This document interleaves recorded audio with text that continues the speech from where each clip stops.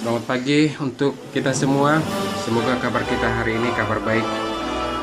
Kita mulai pembelajaran kita, muatan IPS. Tema 2, persatuan dalam perbedaan. Subtema 2, bekerja sama mencapai tujuan. Pembelajaran 1 dan 5. Mari kita ikuti sama-sama pembelajaran berikut ini. Baik, untuk anak-anak kami semua, kita akan pelajari upaya mempertahankan kemerdekaan Indonesia.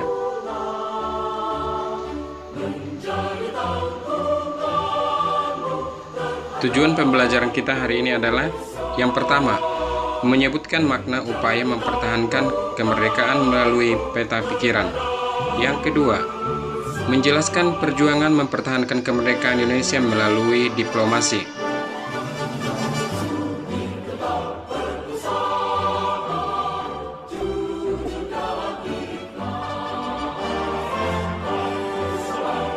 Proklamasi kemerdekaan Indonesia pada tanggal 17 Agustus 1945 merupakan bentuk pernyataan bahwa Indonesia telah merdeka.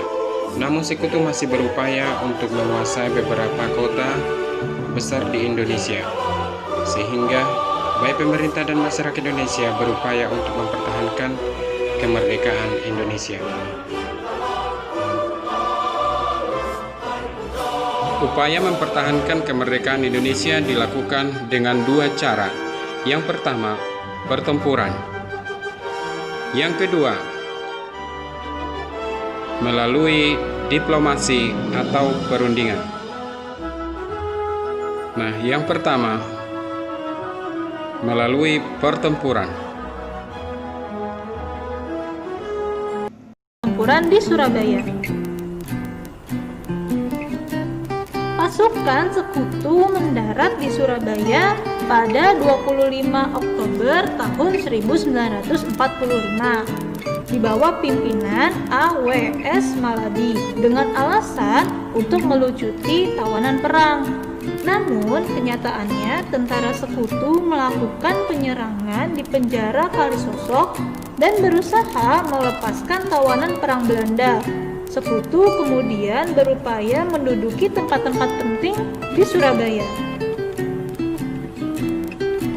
Rakyat pun tidak mematuhi perintah dari sekutu, yaitu menyebarkan perintah tersebut melalui pesawat udara agar rakyat menyerahkan senjata yang telah direbut dari tentara Jepang. Akhirnya Presiden Soekarno pun datang ke Surabaya untuk berunding dengan A.W.S. Maladi pada 30 Oktober tahun 1945 dengan hasil akan diadakan gencatan senjata.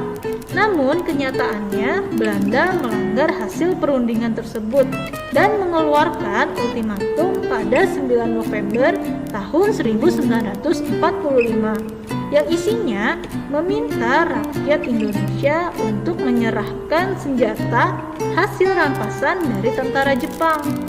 Jika tidak, Belanda akan terus menyerang kota Surabaya baik dari darat, laut, maupun dari udara.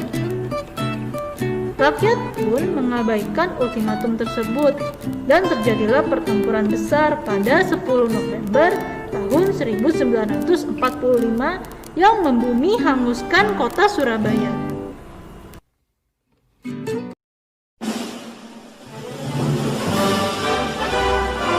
Kota berikutnya, Bandung.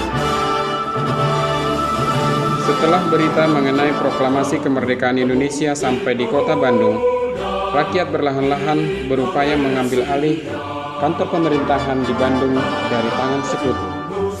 Awalnya sekutu berhasil menguasai Bandung bagian utara setelah mendapat perlawanan dari TKR atau Tentara Keamanan Rakyat yang kemudian berubah nama menjadi TRI. Melalui ultimatum pertama yang dikeluarkan pada tanggal 21 November 1945. Pada 23 Maret 1946, sekutu mengeluarkan ultimatum kedua untuk mengosongkan Bandung bagian selatan.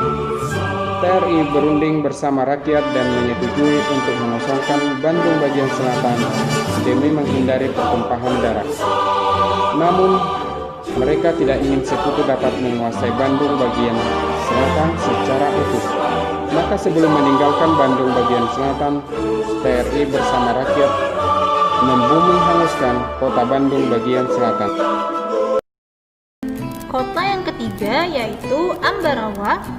Pasukan sekutu di bawah pimpinan Brigadir Jenderal Battle tiba di Semarang pada 20 Oktober tahun 1945 dengan tujuan mengurus tawanan bekas pasukan Belanda di Semarang. Tawanan ini ternyata dibebaskan dan dipersenjatai sehingga menyebabkan rakyat marah. Akibatnya, pada 26 Oktober 1945 terjadilah pertempuran antara PKR dan sekutu di Magelang. Terjadi pertempuran sengit pada 20 November tahun 1945 di Ambarawa karena pasukan sekutu dikirim dari Magelang ke Ambarawa dan membom desa-desa di sekitar Ambarawa.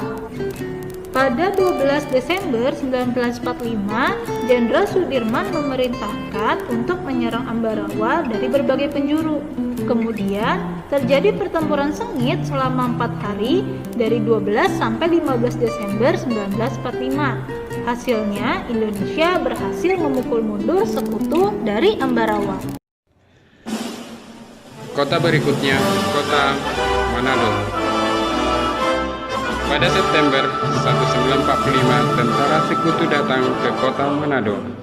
Mereka memberikan larangan pengibaran bendera merah putih di Manado. Perlawanan terjadi di berbagai wilayah di Manado.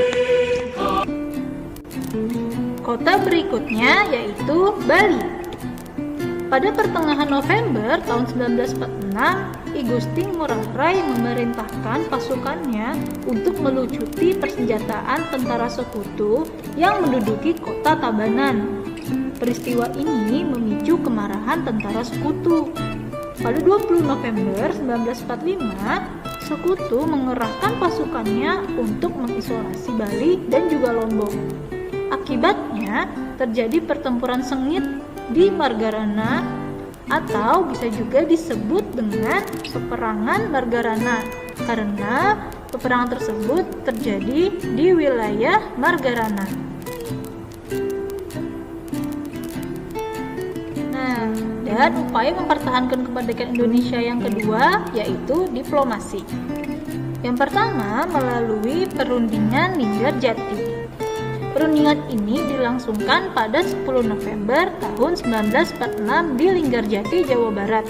Penandatanganan perjanjian ini dilakukan di Istana Merdeka pada 15 November 1946 oleh Sultan Syahrir dan Profesor Willem Schermerhorn. Nah, adapun hasil perundingan ini yaitu sebagai berikut. Pertama, Belanda mengakui Indonesia dengan wilayah kekuasaan meliputi Sumatera, Jawa, dan Madura secara de facto atau fakta.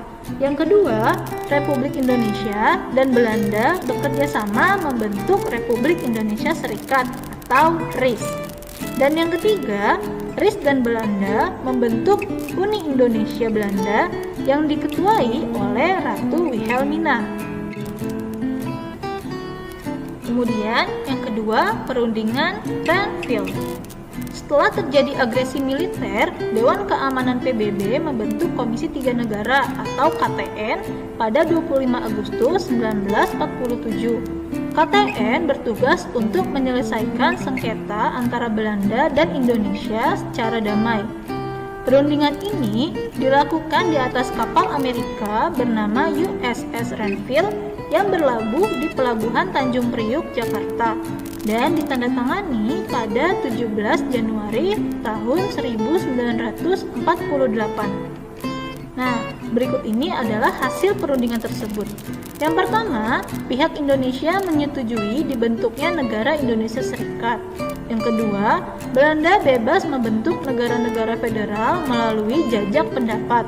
Dan yang ketiga, pasukan Republik Indonesia yang berada di kantong harus ditarik. Daerah kantong adalah daerah di belakang garis Van Mook. Perundingan yang ketiga yaitu perundingan Roem-Royen.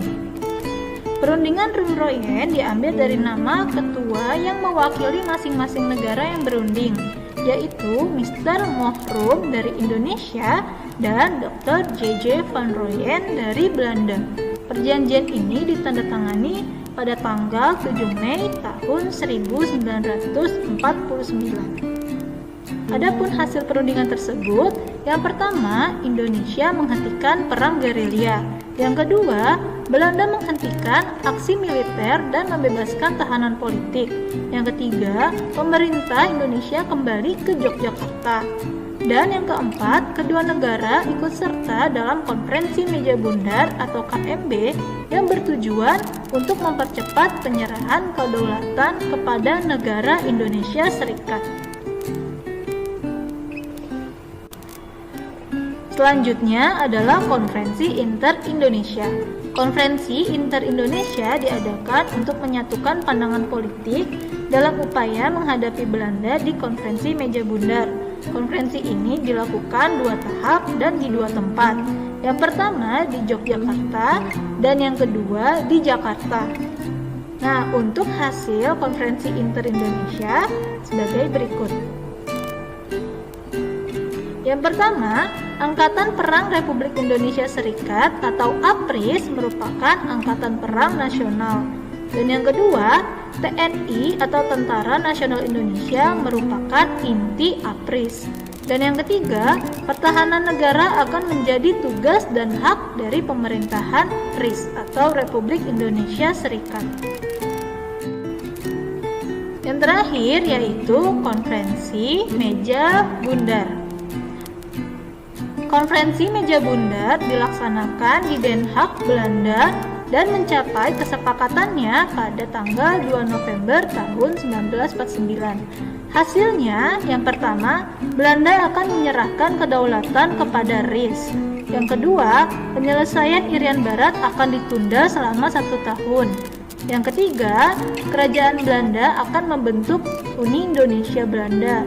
Dan yang keempat, Indonesia akan membayar hutang-hutang Belanda sejak tahun 1942.